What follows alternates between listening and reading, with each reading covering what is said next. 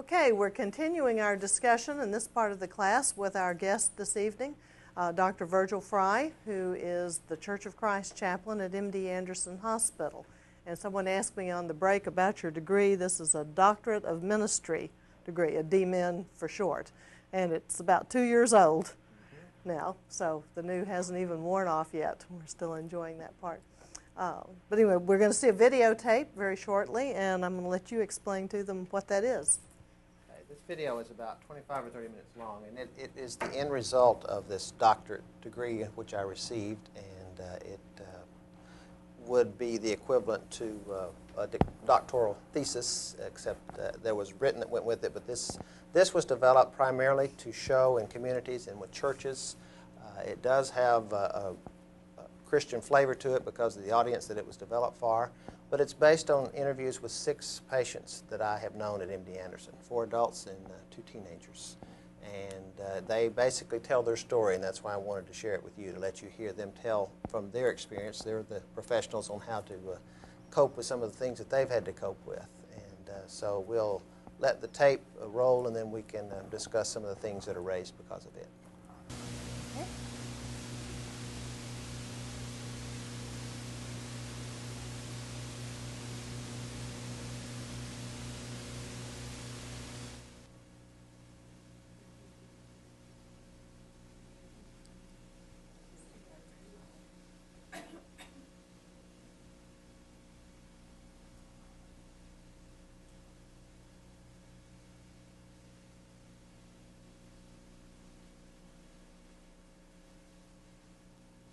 There is a tape there somewhere.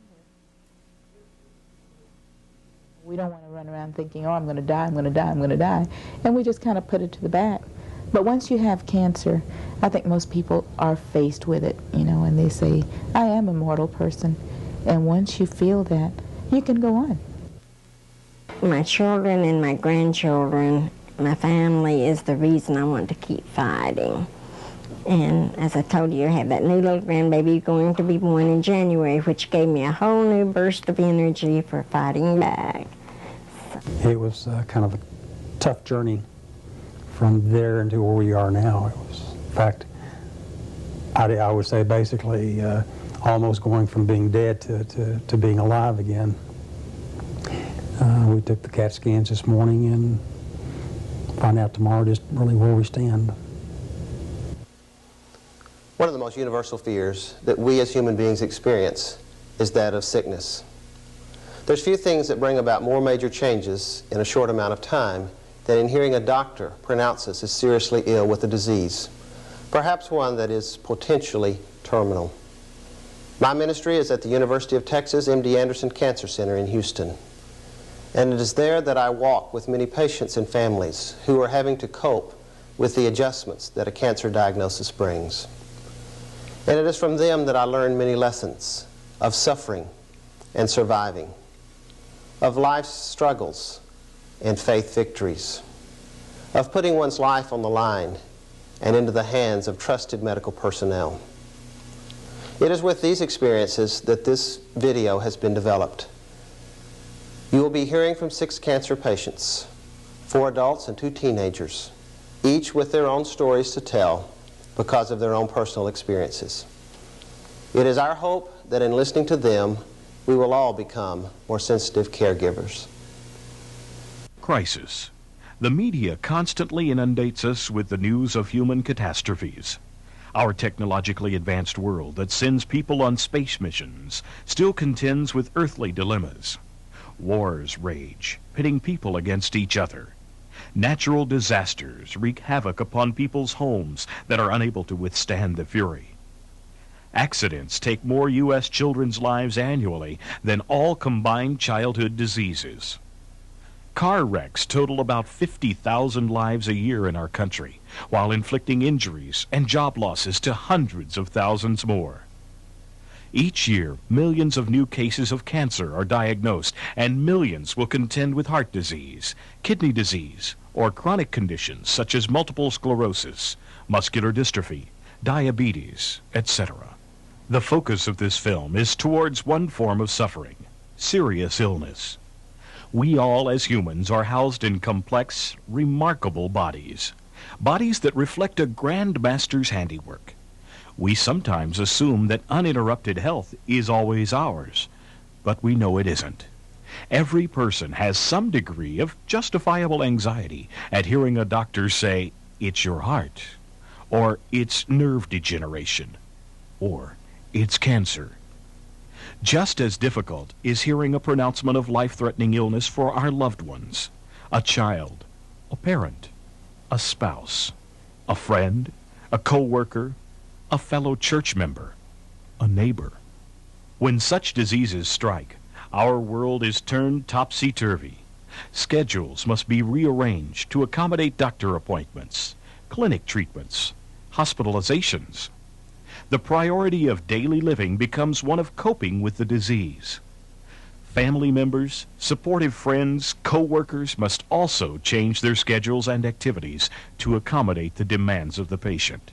Started in '82, and knowing that I had to come into the hospital and possibly for amputation of the leg, which they did, and thinking, I went about 3 years, and we thought, hey, you know, we've gotten a tumor, it's not going to return. And then in '86, it went zap, to the groin and to both lungs. And since that time, I've had 2 more lung surgeries, and in between, lots and lots of chemotherapy. Describe, if there's such a thing, a typical chemotherapy experience for you. What goes on? Okay, we're taking chemotherapy, which chemotherapy is just drugs being used to combat the disease. Normally, you have a lot of side effects such as sickness, the vomiting, diarrhea, the loss of your hair, and for the first time, the loss of your hair is a tragic thing. I can remember standing in the bathroom just one day, it all turned loose right after the treatment, and I filled a waste paper basket full of my hair, and I stood looking in the mirror. There I am, a bald lady. And that is, it's kind of traumatic, it really is. So you cry a little bit, and then you laugh because you look so funny, and then you say, well, this is it, so on we go. But chemotherapy is a very, very hard thing to take. I have damage to the heart from some of the chemotherapy, and possibly damage to the eyes. And it's being in a complete, I would say, a complete loss of independence at that time, because you're totally dependent upon your nurses, upon your doctor, and mainly upon God. Such intense interruptions of the ordinary are frightening and frustrating. Sometimes the illness isolates the patient from supportive friends and family. It seems like you find yourself in a situation where people are somewhat afraid to get too close to you when you have cancer, especially if you have a recurring cancer. I think that conditions are different with a person that's gone through treatments, maybe went through one set of treatments, was cured, and has been cured for a long length of time. People kind of think, well, you know, that's all been behind them. But in a case like mine and a lot of other people where they have a recurring cancer that continues over and over, you find yourself noticing that people want to stay clear of you somewhat. I mean, they want to be friends, but they kind of want to stay away a little bit, not get too close because they're afraid. I think some of them are afraid of what might happen. And a lot of them are afraid, I think, of what to say. They don't know what to say. And unless you've been in that situation, you're personally, you know, with family members or a close friend, something, a lot of times you don't know what to say. But I think it's made me realize that you can't remove yourself from people when they're having trouble or just because you're afraid of what might happen in the future. You've got to be there for them all the time, no matter what the conditions. I know I have a good friend that he would come around quite a bit and visit and stuff when he was passing through town when I was well, but during the times my cancer had come back and when I was looking kind of sickly with no hair and lost weight and all that, I didn't see him and he wouldn't call. But once I would get in remission again, I'd start hearing from him again. And my wife has talked to his wife, and she said that he really had a hard time dealing with it. And it wasn't because he didn't care, but he just didn't know how to deal with it, so he stayed away. He thought that was the best way to deal with it, and which it was for himself, but it made it harder on me.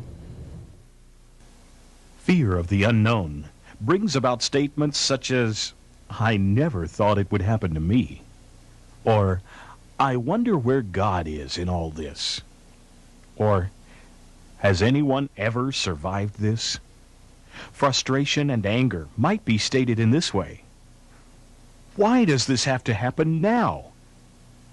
Or, "I don't like losing control over my life." Or, "You couldn't possibly know how I feel." Anyone confronting serious illness has many inner struggles in trying to accept the news. Suffering may be as much an internal anguish as a physical distress.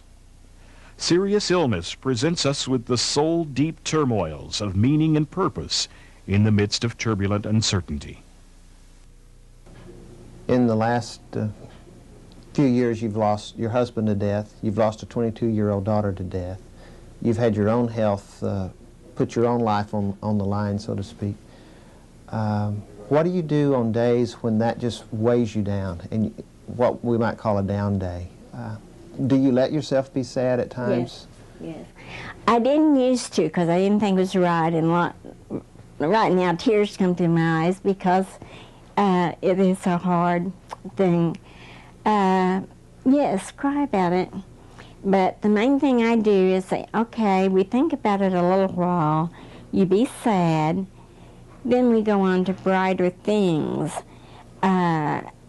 You do miss them so much, and it is a hard thing to bear, but that's when I pray a lot and talk to God to bear with me, and He tells us He will never leave us or forsake us. But yes, the sad times will come.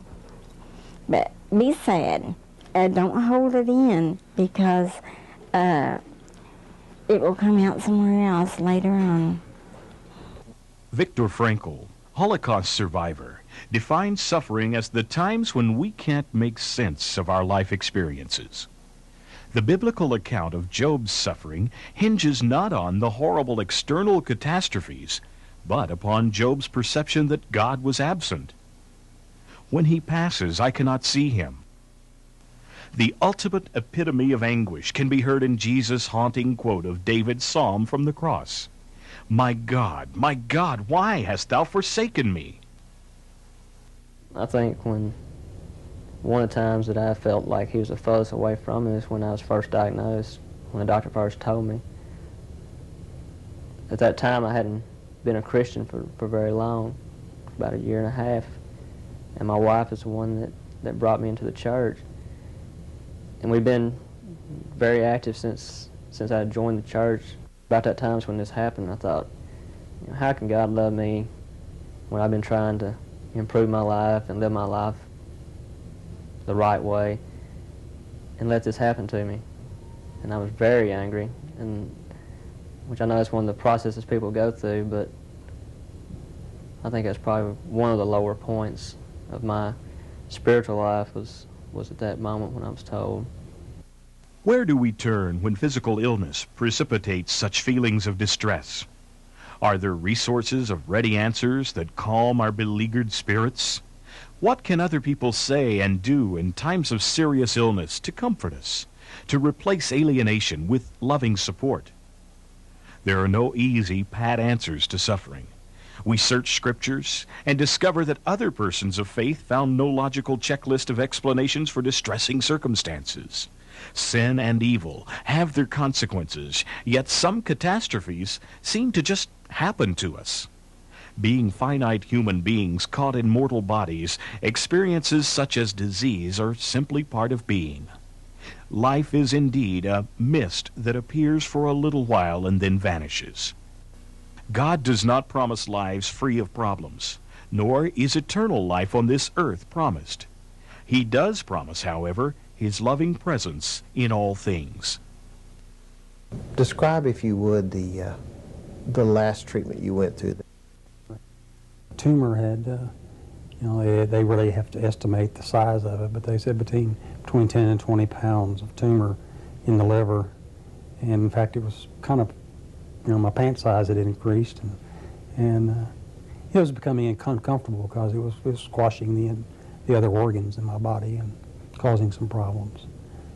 But the arterial infusion was kind of a simple process itself. It didn't hurt and didn't really realize what was going on until after. But they went through the artery directly to the liver, and they used the term blasted it with chemotherapy, and then blocked it off into the liver. And then 8 hours later, well, they didn't block it off for 8 hours, but 8 hours later they came in and put a different chemo into it the same way. And they estimate that they took about half of the tumor out. And it was from that point forward, it's been 2 months now, and it was kind of a tough journey from there into where we are now. It was, in fact, I would say basically almost going from being dead to being alive again. What role does God play in all this for you? Well, he's in charge. I mean, I don't think that I ever thought about God every day before I started this. I knew God was there. I went to church every Sunday. I had a lot of Christian friends, and we were together all the time. But I never really thought about Christ being in control of my life. Serious illness calls into question our sense of fairness, of justice, of assumed longevity. A child's cancer diagnosis creates a ripple effect among all of us, that chemotherapy and limb amputations and shortened life expectancy aren't what childhood is supposed to be. Somehow, something went wrong with the way we expected life to be for every child. Days filled with playing, laughter, discovery, and growth towards productive adulthood. It seems unfair, and we wonder why. I had problems ever since I was little with allergies and ear infections and all sorts of stuff. So, for the longest time, everybody just passed it off as allergies and stuff like that and all this other kind of stuff. And I started getting tumors coming out of the side of my neck and stuff, and I don't know. And so we went to an ear, nose, and throat specialist, and he said it was sinusitis.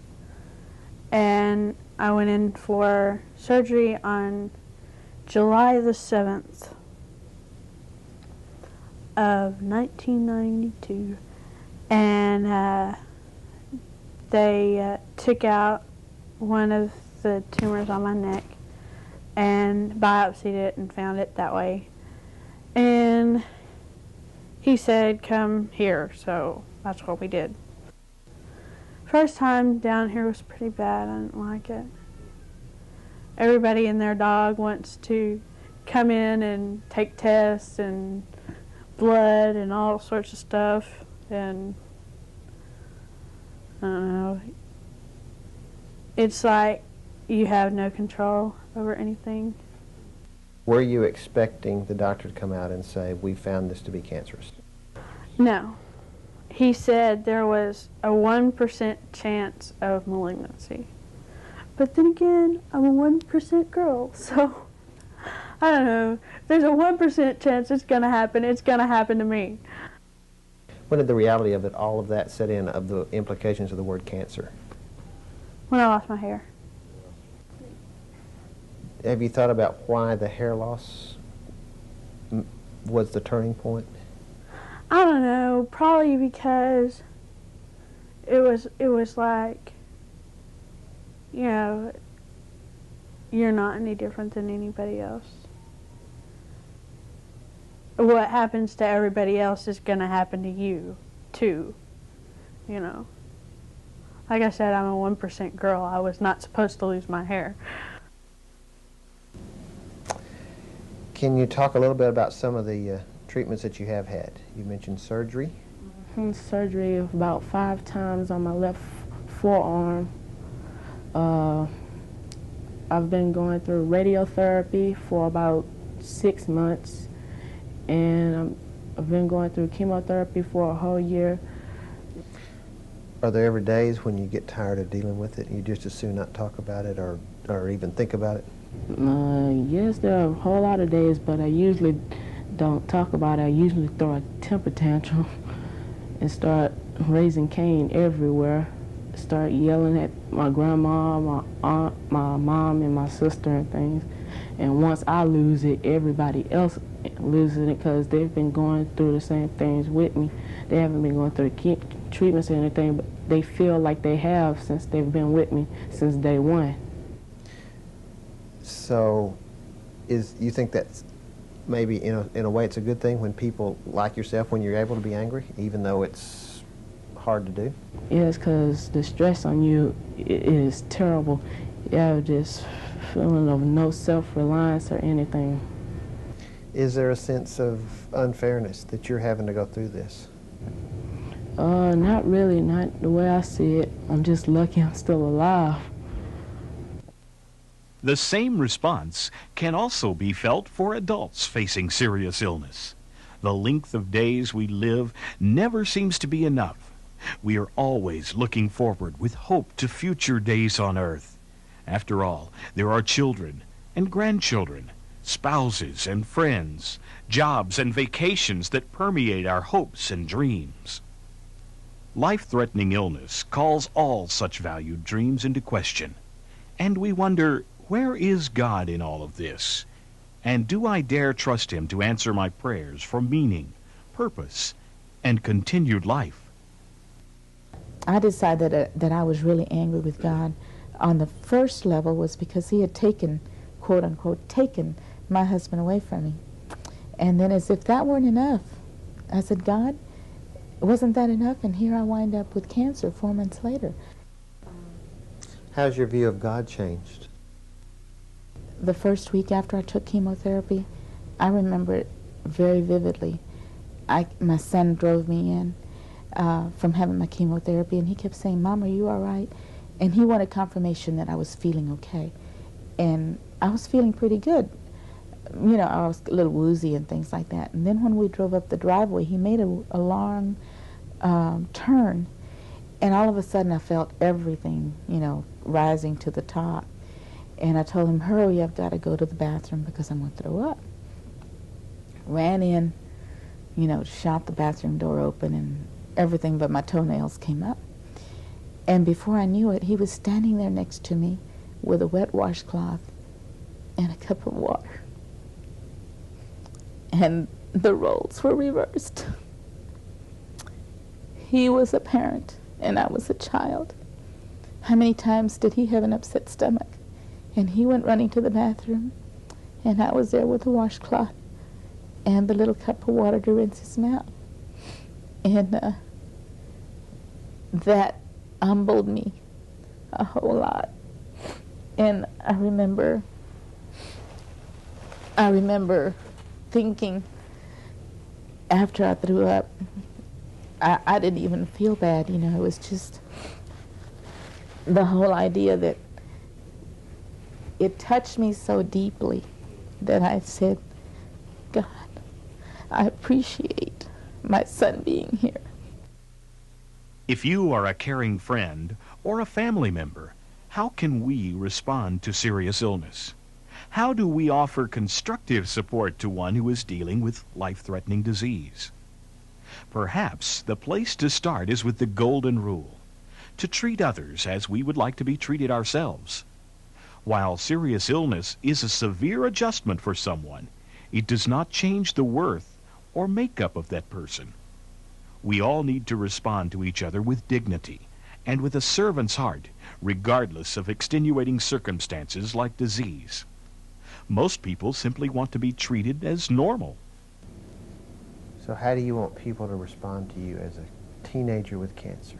Just as a normal person, I'm no different from nobody else. I might be absent or sick a couple of days, but I'm still everyday me. One lesson those who encounter serious illness often gain is appreciation for each day of life. To have one's life confront mortality isn't easy. When we as caregivers listen to patients' strugglings of coping with disease, we also gain an appreciation for the gift of life. Thus, we can serve and be served by hearing the stories of fellow strugglers. There have been some days that I woke up and I was surprised that I woke up. And from that, I've taken that every day when I hear something that wakes me up or I wake up, it's I appreciate that day. That's one thing I've learned.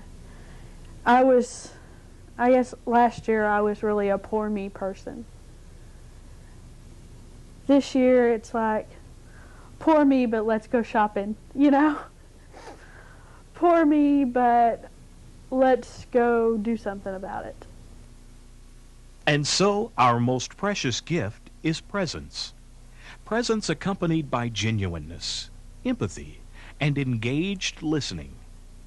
True caring invests of ourselves with vulnerability, with open arms and open hearts, with ears that listen instead of mouths trying to fix the unfixable.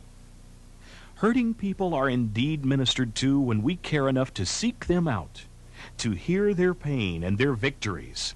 We can impact lives by being listeners and learners. We can offer the seemingly simple prayers, washed dishes, a favorite scripture, a gentle touch. Irene Jones wrote a book entitled, "I'm Dying and You Don't Know What to Say." Her words advise us well. My doctor has told me that I will die. I am shocked, confused, and grieving. I feel physically numb and my thinking is disorganized. I may not be able to talk right now. Tell me you care. Hold my hand. There doesn't need to be a reason to talk. I'm comfortable with silence. Your presence is more important than your words. Give me some time to adjust to my shocking news. Could we cry together? Tears are cleansing and healing. It is all right to cry, you know. My tears release long embedded pain. I trust you with my tears. They say we don't always remember those we laugh with, but we always remember those we share our tears with. Shock, confusion, grief, tears, hope. In this video, we have considered the inevitable realm that suffering from disease brings. We have pondered the unanswerable questions of why this happens and where is God in all this. We have been reminded that God's Word promises His presence, not isolation in our problems. We remember that it is God's people that become His agents of love in times of tragedy and distress. And we learn that there is no written script for responding in love to tragedy. Instead, we go and respond to the need of the moment.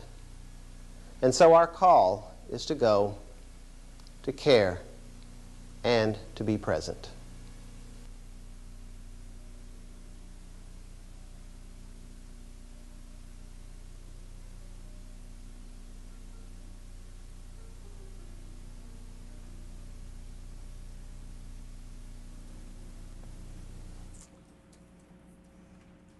Responses? Any questions or anything? Where do they get their hope? Like, when they're told that you may have today is your last day, or tomorrow is your last day, or maybe 2 months from now. Like, I was watching the little girl, and she said last year it was poor me, but this year it's poor me, but I'm going on with my life. Yeah. Where do they get the hope from? You want to answer that? I think from their theological foundation, whatever their religious beliefs are. And those come in many flavors and they meet many different needs. And, you know, we don't advocate any flavor through this class, but my observation is that that makes a big difference. And that's the kind of thing that you get in order before the crisis comes. Karen? I guess I could speak to that a little bit. My husband was diagnosed as cancer, actually quite a few years before, and then we had a period, several years of remission, which we enjoyed, thinking in the sort of the ignorance is bliss thing of thinking, oh, well, this is over and done with. And then, of course, we get the surprise of, no, it's back. And we battled it for a while thinking, well, it's going to, the doctor was kind of thinking, we're just going to fight forest fires for a lot of years, but we're going to be able to manage this. And then, ironically, after he'd gone through some of the treatment they talked about there, where they, some of the at this point it was new stuff, where the chemotherapy was much more concentrated because they could, feed it through the vein and get it right to the site, and it had really eased a lot of pain, and my husband was feeling a lot more comfortable, and was starting to feel more cheerful about things, and so it was kind of ironic that was when they came in and said, well, we really think you've got less than a year left, and ironically that was probably like August, and he was gone in November, so it was even less than we knew. And I think at that stage what it becomes is you do become grateful, or you kind of go through the stages of, oh my gosh, and kind of why me, but at some point it's, well, I'm sure glad I have today.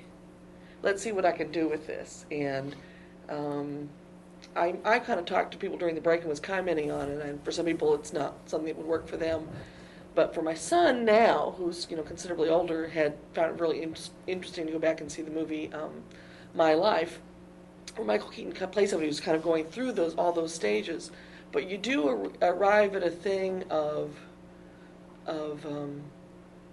enjoying what's here, what's now, right now, and it's not so much hope as it's let's enjoy it while I've got it. And last week we were looking at the definitions of death and dying and dead and so forth. And I think it makes a difference, and I haven't been through this, so here I am sitting on the sideline observing, even farther out than a chaplain. But I think it makes a difference what you believe happens at the point of death. Whether you believe that your spiritual body separates from your physical body and you're just off to a greater and better, whatever your extrapolation of that is. If you believe that there's something really exciting happening beyond that point of transition, then it's almost like, what are we waiting for? Let's get rid of these physical bodies and go for it. And if you think that you're going to be exterminated and that's it, although if that's what you believe, then what difference does it make? So I don't know. I think that's, for many people, a very important issue and brings a lot to the surface. I think the other is the innate ability that we have to want to cling to life, that we really do have something about us that wants to hang on, even in the worst of circumstances. I mentioned Viktor Frankl in the film, and one of the things in his book, Man's Search for Meaning, is why did some prisoners of war in Germany, why did they die rather quickly under the same circumstances that other people went through a great deal more for longer periods of time? And he got it down. He said, I don't know where it all comes from. I can't explain it all. But for him, the difference often was hope. The amount of hope, purpose, and meaning. If you had something to live for in this life or the next, it really didn't matter where it came from. But if you had something to live for, you tended to have more ability to withstand some pretty terrible things. If that hope was easily destroyed, or it just wasn't there to start with, then that was often the time that people gave up very quickly. And we talked last week about how people often hold on until anniversary dates. They hold on until the birth of the great-grandchild. But then that's the hope that they're holding to. So it's a mixture. Some is for here and now, and some may be for a better beyond. But most of the time, if you're agreeing to go through the types of treatment that you're often asked to go through, there's something that you want to hang around here for. And, that's true, because to be truthful, I'm thinking for some of those people, until your cancer becomes really obvious, you're having to really take it on faith that there's something terribly wrong. And for the immediate experience, the cure seems a whole lot worse than the disease. You're having to really trust these people that this hideous stuff they're doing to you is really necessary and really is going to give you some benefit, that it's worth doing this. Which would bring us really to an area that I'd like for us just to at least touch base on, and that is some of the decisions that people have to make these days. Sometimes it's called medical ethics, or making ethical decisions, not only about yourself, but many times it's for a loved one or a family member. I've got a overhead here that we'll put up right now that's written by Rabbi Earl Groman. He called it a dying person's Bill of Rights. This could also be expanded to mean anybody who's dealing with serious illness, but particularly if it's a terminal situation. This is how he thinks that in our at least Western view of medicine, that these things need to also be brought to the forefront as well as the treatment that's going on. I have the right to be treated as a living human being until I die. I have a right to maintain a sense of hopefulness, however unchanging its focus may be. I have a right to express my feelings and emotions about my approaching death in my own way. I have the right to not be deceived, to be told the truth. I have a right to die in the most conducive setting for me.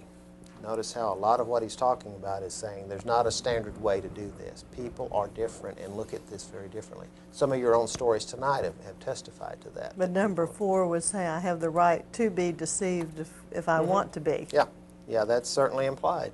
I mean, we had the story earlier of the right. person who chose that And path. that is certainly a right and perhaps to be honored. I have a right to be free from pain, so cure goals may be changed to comfort goals. There are times when the cure may be relief from pain for a while. That may be something that changes over time. What you see as cure or what your expectation of the outcome is going to be will change over time. I have a right to be cared for by caring, sensitive, knowledgeable people who will attempt to understand my needs and will be able to gain some satisfaction in helping me face my death. That's extremely important. It's not always easy to do from the medical team. Doctors, nurses, and other caregivers have to struggle with this many times, and it's almost seen as going against everything that they're trained to do if things turn to the point of becoming terminal and there's nothing else they can do but provide comfort. And it's a struggle. It's almost a sense for some people of defeat. I have failed or I have been defeated by something. It's really not, but it certainly seems that way. And those in the medical field that really address this well, particularly in hospice movements, or those doctors that are tuned in to providing comfort, many times are greatly appreciated because they are able to switch gears from active treatment to providing palliative care. I have a right to allow children to visit me during my illness. Gets back to what Ginger said earlier. I have a right to not die alone, and I have a right to expect that the sanctity of the human body will be respected after death in whatever way that means to you and your family. He considers those pretty basic. There are some things that that people have to make decisions about. You can address them right now in a healthy body. Things like a living will, which states, I do or do not want certain procedures done that are beyond ordinary means if I reach a certain state in medical care. A hospital normally will ask you when you check in, do you have a living will? You do not have to have one, but they will often ask you or are required to ask you if you are at least familiar with that document. And if you have one, then it needs to be in your chart. It needs to be talked about, communicated with the medical staff, the doctor particularly, and even perhaps more importantly, your family. Because if you get to the place where you cannot communicate, they are the ones who need to be aware that these are my wishes. And that's what a living will is designed to do. Sometimes it works better than others. But it's very important that we talked about. Communication is the key with everybody. It's not easy to talk about. We are, indeed, a death-denying culture. Society does not allow you to talk about death for very long. You want to get everybody's anxiety up at breakfast in the morning, tell them that you've made your funeral arrangements and this is what the plans are.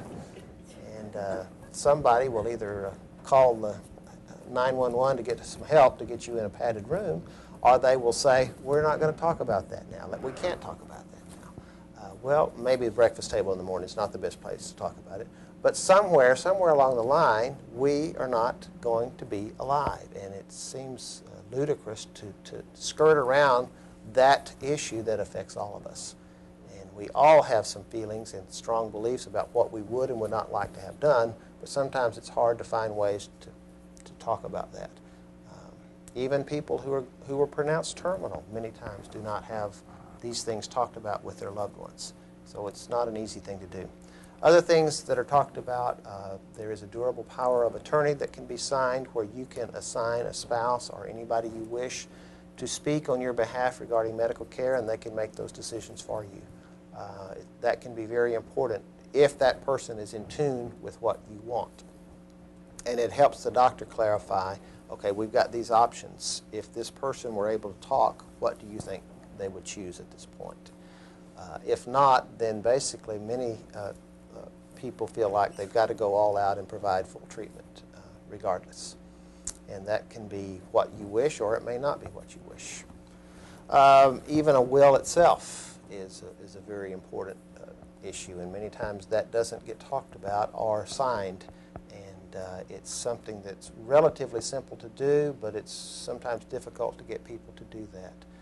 My wife and I never even thought about a will till we had children. And then it becomes very important, because then you start thinking, well, if something does happen to us, then what would we want the care given to them? We would like to have some say in what happens to them and to our estate. And when they inherit all of our debts, what are they going to do with all that stuff? So, should they pay them or not? That's right.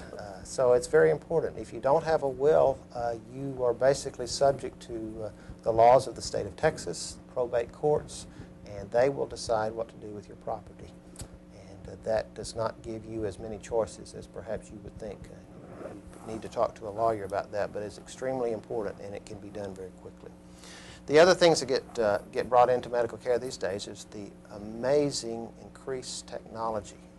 There are some marvelous, wonderful things that can help sustain our bodies through crisis times and get us through times and continue to live. My son would not be here today had someone not figured out how to do blood dialysis to take the place of what kidneys would do. And there are people alive now that are having that done whose kidney function has not returned and probably never will, but they're still alive because they can have that taken care of mechanically. It's still not as good as the kidney, but it is enough to get you through, and it's amazing. Things like ventilators and breathing machines, all kinds of things that were invented and perfected in order to help you through the crisis. The problem is when you reach the point of no return, basically, when it looks like you're not going to reverse the disease or whatever's wrong, then what do you do with these things? Do you continue to stay on a breathing machine? Do you continue to pour all kinds of medications in the veins? And do you continue to do CPR if your heart stops? All of those kind of things get talked about a lot of times in emergency rooms and intensive cares.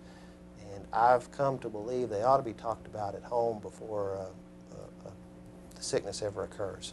But often it's not. Again, very difficult. And sometimes we might be helpful to do that.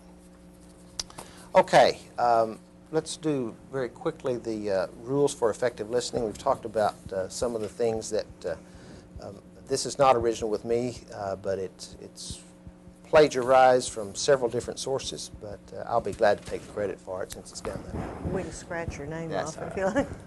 I've said all this stuff, so I guess it's mine.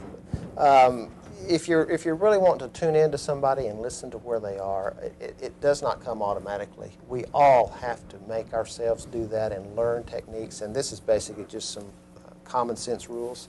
First one, probably the most important, to stop talking and to put the talker at ease. There's thousands of ways to do that. You've got to do that in your own way. basically asking questions that are not yes-no questions, not asking probing questions. It's inappropriate to be nosy. But to put somebody at ease, just like you would in a normal everyday conversation, is probably the key to good listening. Showing that you want to listen, glancing at TV might be considered inappropriate. I remember one time I looked at my watch, and the patient's wife said, "You got somewhere to go?" And, so she noticed something that I had hoped that she wouldn't. And people notice little things like that. We broadcast a lot more through our body language than many times we're aware of.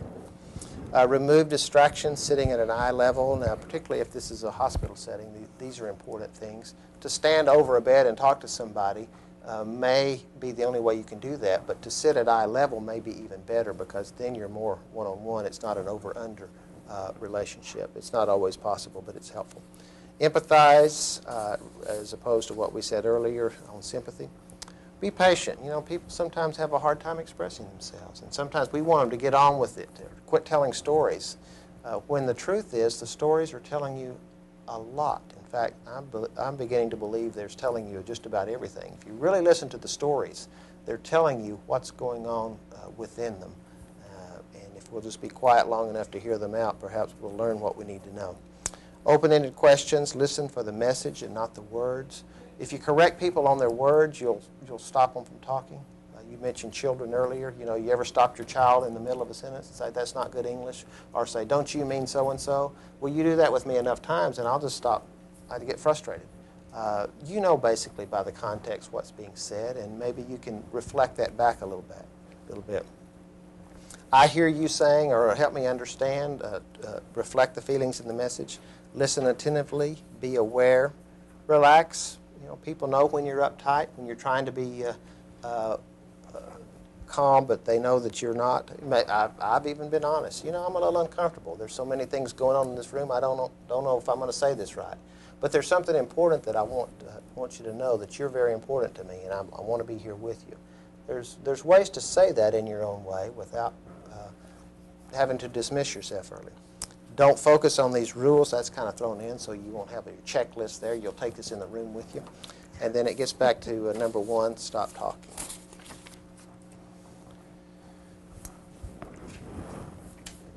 Response to any of that?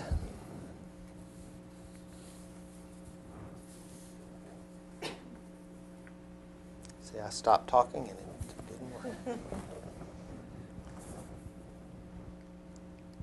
Let's switch gears. Melanie's got a thought. I'm sorry? I go ahead. thought my boyfriend and I, sometimes if we're talking and he can't get a word out, I know what he wants to say, and I always, not always, but sometimes I interject and say the word he means. He goes, yeah, and then he goes on, but it always interrupts his thought process. Yeah. But then sometimes when I really am kind of can't wait for the feeling that he's trying to express, and I just sit there and let him struggle with his word, and then it comes out in another way, and he gets out his feeling. So the effective listening is true. I mean, I don't mean to do it all the time, but sometimes I interject or say, "Don't you mean this?" And Yeah. he may But not. sometimes filling the word in shows empathy. Yeah, It's a real funny line there. If you do it too much and interrupt, then you've gone the wrong way. But being able to put the label on when the person can't, if you're right, then it's a good thing. But if you're wrong, you lose. Yeah, my wife and I do that, where we'll fill in sentences for each other. Sometimes I'm right, sometimes I'm not. I usually find out. One thing I noticed on a couple of crises that I was going through with family health problems and stuff, people would invariably tell me about their experience and how I should act.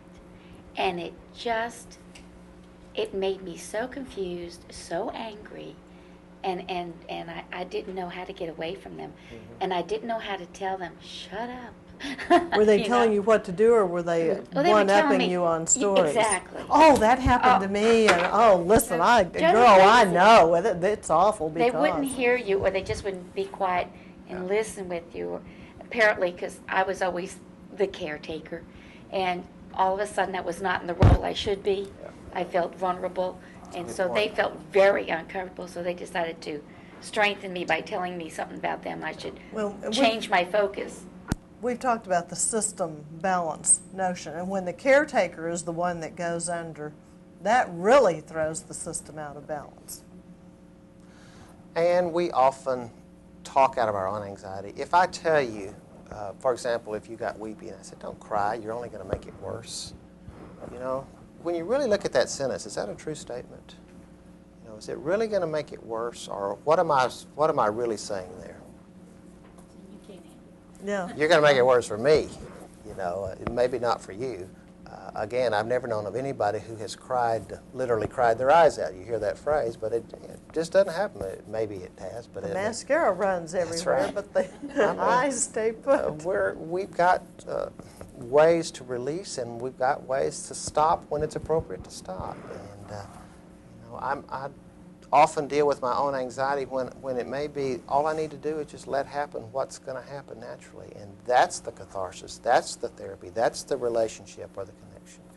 And, you know, the classic statement, my uncle had the same thing you had and he died. You know, I used to think that was a joke. People say that kind of stuff, and I've heard it. I've found myself wanting to say, oh, did you know so-and-so who had the same thing? Because I'm looking for common ground, maybe thinking that will ease the tension because I'm uncomfortable with what you're dealing with. But it really doesn't ease tension. It's not a time for one-upmanship. If you're dealing with a disease, even if your uncle had the same thing, it doesn't mean that's how you're going to respond. It may mean that you know some of what the disease is about, but so what?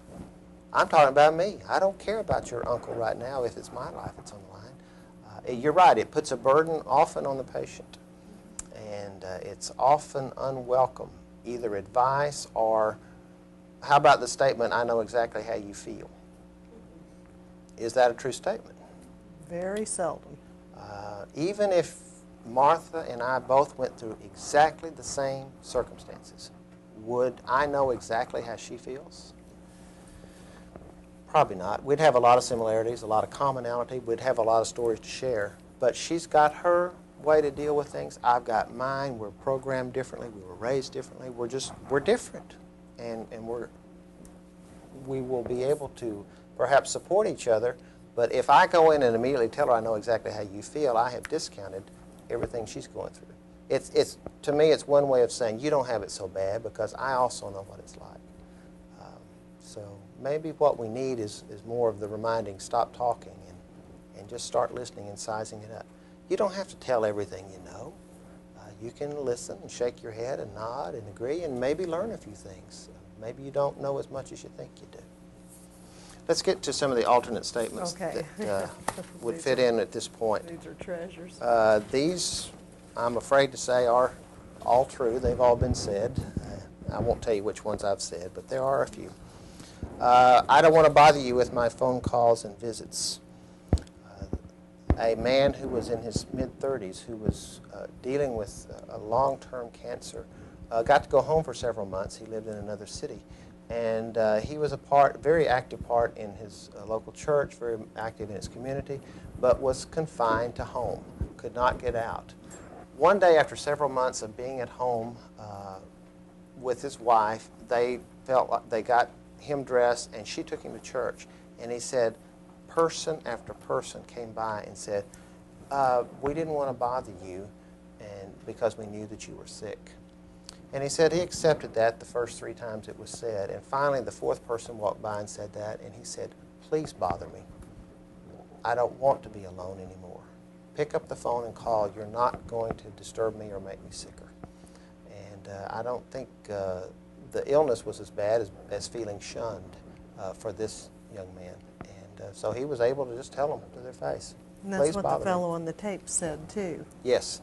Tony on the tape basically said that. You know, when he said his friend stopped coming around when the cancer would come back, but when he would go into remission, the friend would reappear. And he said that was good for him, but it wasn't good for me. And so maybe to say, is this a good time to visit, might be a better way than saying, I didn't want to bother you. You've got a long, hard road ahead of you. Sometimes we think we know the future, and many times we're right. But even if that's a true statement, if the treatment you're about to go through is a long, hard road, what are you really wanting to hear? That this is going to be intolerable, or you want to hear no matter what happens, I want you to know you're not alone.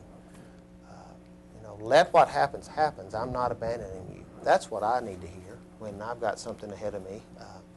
I don't need to hear how terrible it's going to be. I need to hear that I'm not going to have to go through it alone.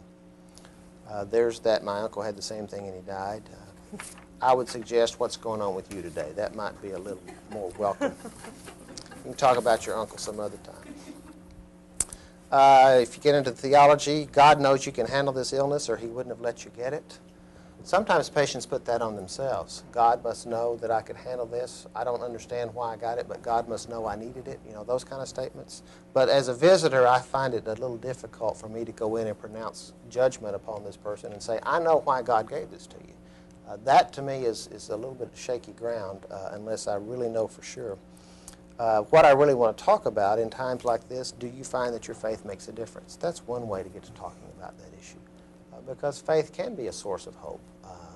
But it can also be a time when faith is put to the test, and it's a real struggle for many people, and maybe they need to talk about that. Don't take it personally, but I just don't like being around sick people. I don't know why anybody would take that personally. Do you? Or you wouldn't believe how much trouble it was just to find a parking place just to come see you. As if that's the patient's fault that's set up that way. Well, you picked this medical center. That's right. Why didn't Must you be your fault. get one with a big parking lot? None of us probably really like hospitals, and maybe it'd be good to go ahead and admit that. But, being with you is a little more important than even my fear of hospitals. I don't like these places, but I sure like you, and I'm going to be here to see you. That's an important message. Wouldn't it be better if your husband or wife stayed at work rather than spend time with you? When a spouse is sick, and particularly if it looks like it may be going very badly, this gets to be a real issue. Some people think, well, why don't you go back to work? That finances are a problem. This is costing a fortune in the hospital. Who's going to pay for it? And, sometimes people give this kind of advice, and I'm not so sure that that's our place to do it. To recognize it's a struggle might be said in this way. Serious illness affects the family too, doesn't it? It is a struggle. It's a hard thing for many people to deal with. But you've got to do it in the way you want to do it. How about don't worry about your job or the house. Everybody's covering for you. While on the surface that sounds good, if I heard that, I would hear, I'm not being missed. Everybody's doing my work. Why should I come back? Maybe a better way to say that is, the job's getting done, but it's just not the same without you. We really are looking forward to your return. Yes, ma'am. Well, I mean, that's like that classic ad of for Bob, the super temp or whatever, the thing going, he calls in sick and they're saying, don't worry, Bob's covering your job. And he rapidly starts getting recovery and going, I'll be back in this afternoon. Oh, take the week off. He starts to feel, oh, they don't want me, they want Bob. Yeah. So we can call this our Bob syndrome here. So. And people mean well when they're saying that. It's not that. But somewhere I want to know I'm also being missed. I want to know that there's a difference because I'm not there. Ginger, do you have a comment? No, we have a Bob in the control room. Sorry, and we're Bob. grateful, and we love him. Thanks for letting us use your name there, Bob. This one is particularly used if it's a serious situation. Don't talk about dying. You're going to outlive all of us. That's if a patient themselves brought that up and where we would say, come on, let's don't talk about that now. You know that you're going to outlive me. Maybe, maybe not.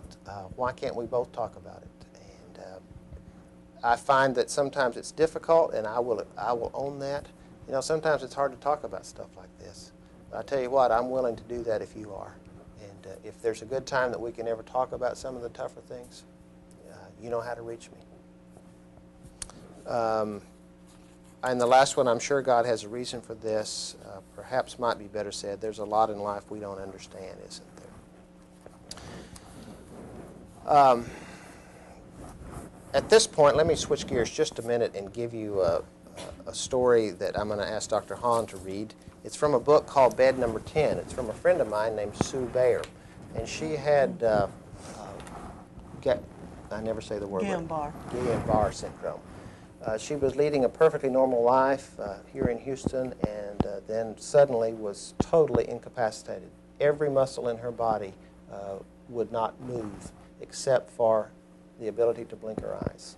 And she wrote a book called Bed Number 10 based on her experience in intensive care for a long period of time in that intensive care. talks about the frustration of trying to set up some kind of communication system. For a long time, people didn't even know, apparently, that she was understanding everything that was being said and done to her. She just couldn't talk back. She couldn't respond. And so she talked about all the little things that got overlooked, all the statements that were made over her bed where they would talk about her as if she weren't there, but she was there. And she has a very good memory, and it stayed with her, and it comes out in this book. This was reduced to a shorter version in Reader's Digest a few years ago called The Lady in Bed Number 10. It's been reprinted now, and it's being used by some medical and nursing schools to sensitize people in the medical field as to what goes on with patients that you think really don't hear you. This is a story about one day after she had just been admitted, but for several weeks nobody had done anything about her hair. And remember, this is a lady who can do nothing except blink her eyes. Okay. It was not long before Bill did need Margie's help to find a shampoo for me. I don't know how many days passed without anyone realizing that my hair needed washing. I knew greasy hair was not a life-threatening situation, which is what intensive care is designed to accommodate, but I was miserable. I've always thought that greasy blonde hair was particularly unsightly. One evening, Luana, an Indonesian nurse, who was not my nurse that night, walked over and said, "Your hair needs washing. Did you know that?" Hooray! Someone has noticed me. Yes. Is it all right with you if I call your husband and have him bring you some shampoo? Yes. Oh, thank you, Luana. Her call, however, sent Bill into a tailspin.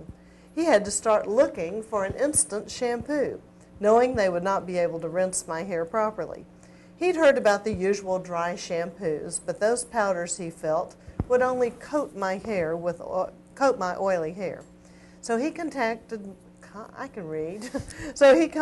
Margie, who found exactly the right shampoo in the hospital gift shop, a liquid that could be used with or without water. Several days passed before someone got around to doing my hair. It was a Sunday. Bill was at church and there would be no therapy for me, and this day there were no new critical patients in ICU. Harriet and Bonnie came to my side with the news. Today I was getting a shampoo. Both had already endeared themselves to me. Harriet was the first person in the unit to speak kindly to me, and Bonnie's special introduction had occurred a couple of days ago.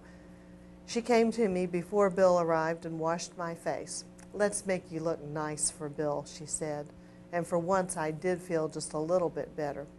Now she and Harriet had the bottle of shampoo. "I don't know how we're going to do this," said Harriet, "but don't worry, we'll figure out something." How could I worry, listening to the two of them giggling? "Bill says she has sensitive skin," Bonnie commented. "Even though the bottle says the stuff doesn't need to be rinsed out of her hair, I think we'd better not take a chance." I wanted to tell them that it wasn't sensitive in the way they thought.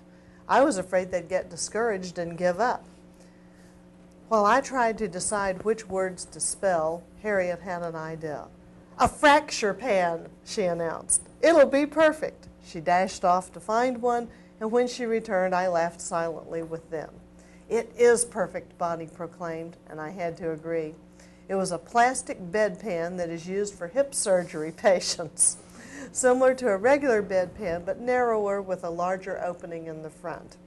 Using a pillow and towels, they propped up my head and it fit perfectly into the opening. They were like children with a doll, arranging me playfully but with care. How they laughed. I loved the sound and even being a silent part of it. Other nurses passed by and joined the laughter.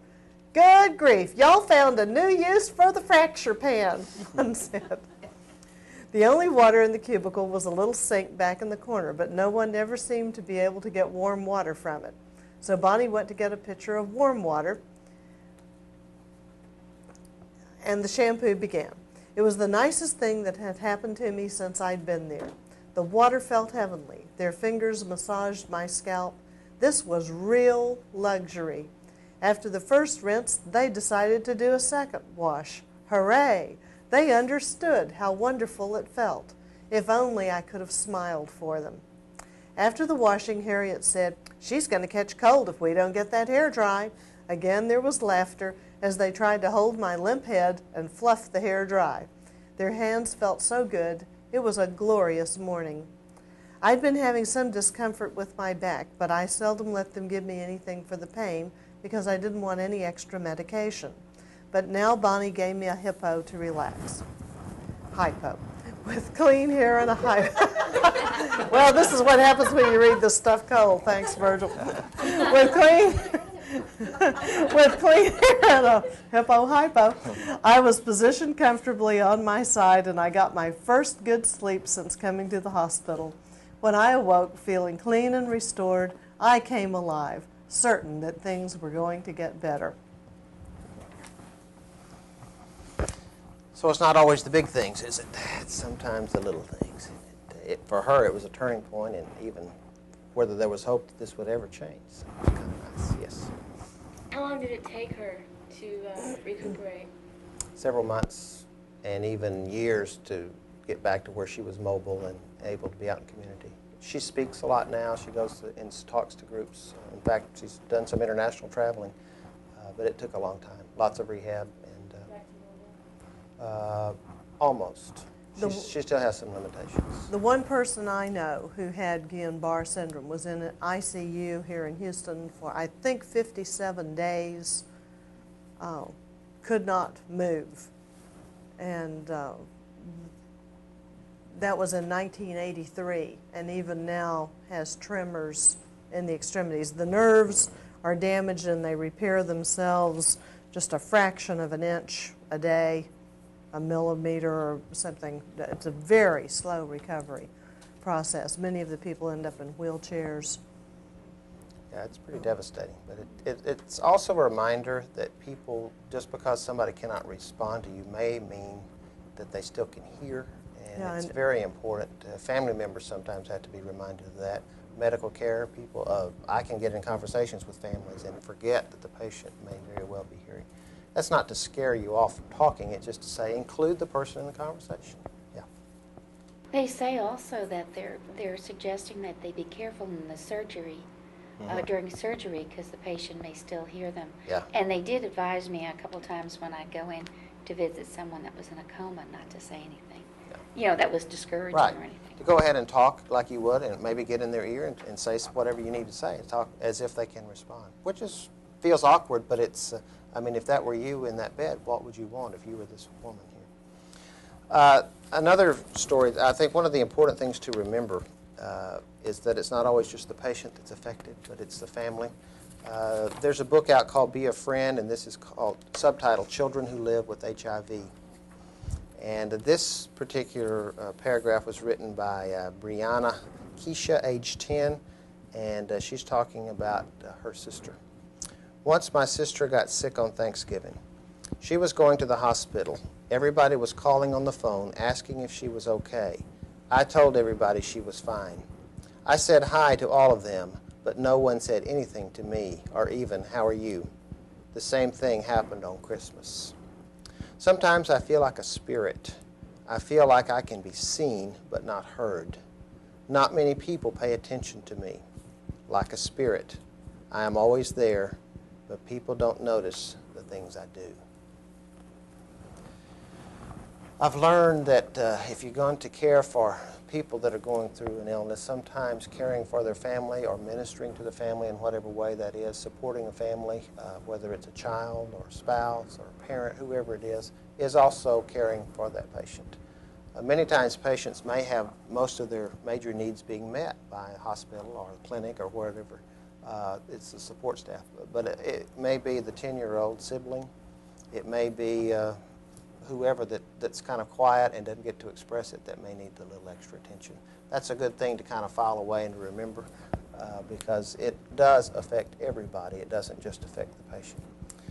I've often gone as a counselor for Camp Star Trails, which is a part of MD Anderson's pediatric department for the kids that have cancer, but included at the camp are the siblings because it was discovered that they are going through turmoil just the same. Did you hear Nick, the teenager on there, talk about when he would throw a temper tantrum?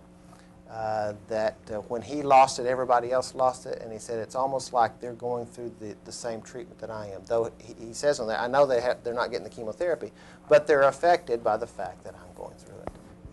It's a good reminder.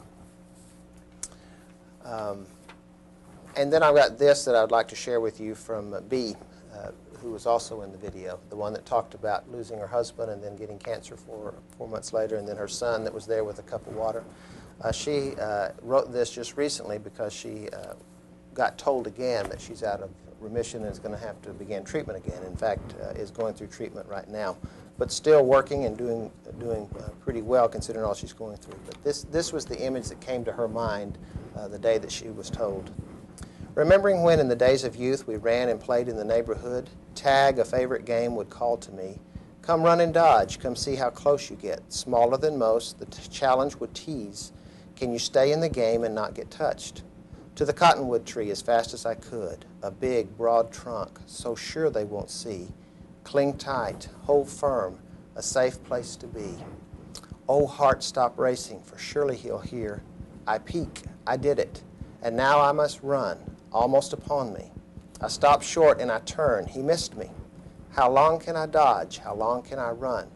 The odds are against me, a sure thing, he thinks. I squeal and I giggle and I continue to run. For the moment I'm winning, so I hang on. No matter how fast, the game's almost done. Tag, you're it, again. Life is a challenge, no matter one's size. Your age will not spare you, and quickness won't count. Tags will soon find us. Your tree will not hide. I turn to my Savior, I seek out his arms. Embracing the tree trunk, I wonder, how long? I waver, feel guilty, I pray for the strength. I look all around me, the tag can't be seen. Break out and start running, how far can it be? These legs are not youthful, and my heart a tad slow. I can't run like I used to, the game's getting old. I stop and go backward, the dodge doesn't work. Keep running for safety, but I fall short of the mark. My Lord and my Savior, I'm back in your shade. The tag has now happened, I'm it once again. This game is so hurtful, no pleasure, no fun. Dear Lord, I will play it till the game sends me home. Tag, you're it again.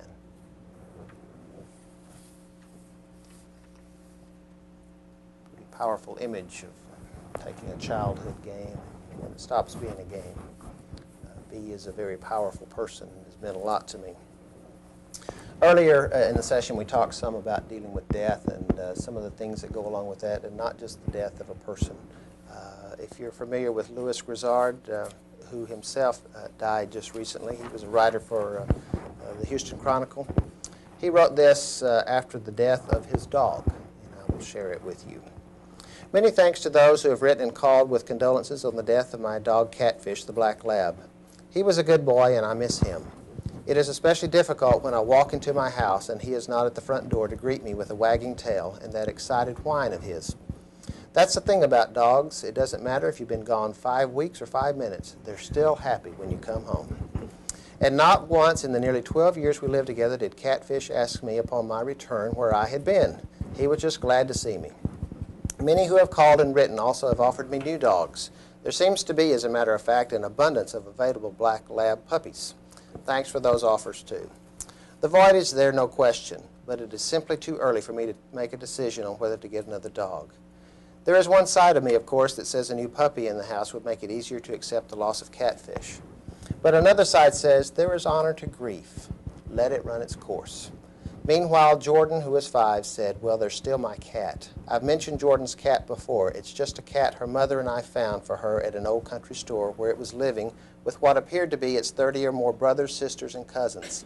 Life for the cat then was fighting over canned salmon that the store owner tossed out the back. The cat was dirty, one eye was closed, and it obviously had been losing the battle for the salmon. Now the cat lives in a nice Atlanta apartment, eats lots of gourmet cat food, and is one very lucky cat. When Jordan and her mother visit my house, they bring the cat. Catfish never bothered it, by the way, and I was a little disappointed by that. I'm not a cat lover. I think dogs are superior to them in every way, but Catfish never even chased that cat the 3 months it occasionally entered his territory.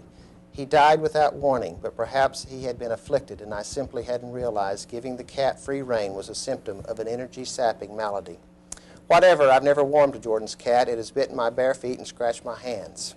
The evening after Catfish died, I took my customary seat on my living room sofa. Catfish's normal place was directly to the left of me, and it was his place. If an intruder occupied it, Catfish's insistent bark translated to vacate immediately. I was deep into the realization that his place was wrenchingly empty now and would forever be so when that cat from nowhere leapt into my lap. It curled into a comfortable position and then did the darndest thing. It looked up at me with eyes I immediately sensed knew my pain. Sappy, yes, but I swear that sense was there. So I stroked that cat and it purred, and then it slept in my lap for over an hour. Me holding a sleeping cat. Animals know, said Deidre, and maybe they do. Well, on that note, we will pause. Thank you very much for being with us tonight. We appreciate it. More next week, folks.